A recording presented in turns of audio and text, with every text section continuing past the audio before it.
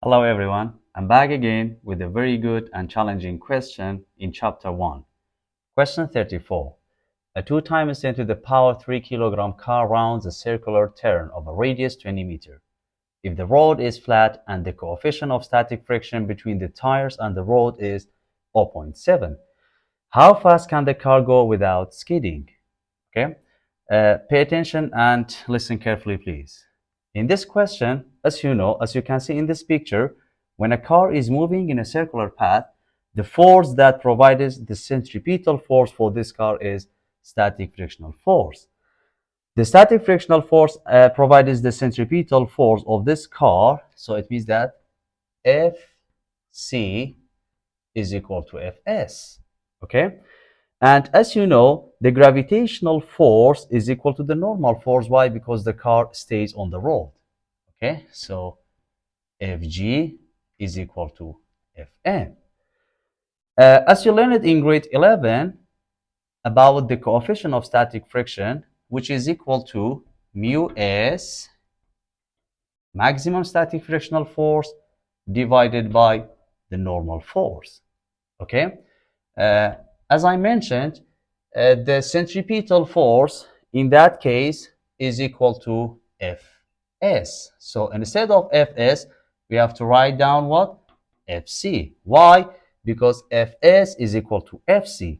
The centripetal force of the car that maintains the car in the circular path provided by what? By this static frictional force. And as you know, the gravitational force is equal to normal force. So instead of Fn, normal force, we have to write down what? Fg. Okay? As you know, static frictional force is equal to what? Is equal to MAC. Newton's second law for the circular motion is equal to MAC. Mass times centripetal acceleration. Fg, the gravitational force, is equal to what? Mass times gravity. Okay? Mass with mass cancel. What does remain? Mu s is equal to AC over G.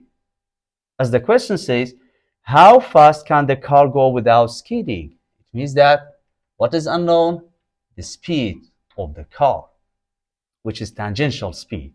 Why? Because the car is moving in a circular path. To finding the tangential speed, we have to open the AC. As you learned in a previous lesson, AC is equal to what? AC is equal to Vt squared over R. Okay? Is equal to what? Vt squared over R. And already we have gravity. Now, the coefficient of static friction is equal to what? Is equal to Vt squared over R. Vt squared over R, G. By rearranging this equation, okay, Vt squared is equal to what? Is equal to mu s r g. Okay, to remove this square, we have to multiply both sides by the square root. So what does remain? Vt absolute tangential speed, and take the square root for the other side. What does remain? Mu s r and g. Now substitute into this equation to find what? The tangential speed. To find the how fast can the car go without skidding. Radical mu s was given. Coefficient of static friction is 0.7. It is unitless. Why? Because as you know, the coefficient of static friction is the ratio of what? Is the ratio of two forces. That is why coefficient of static friction is unitless.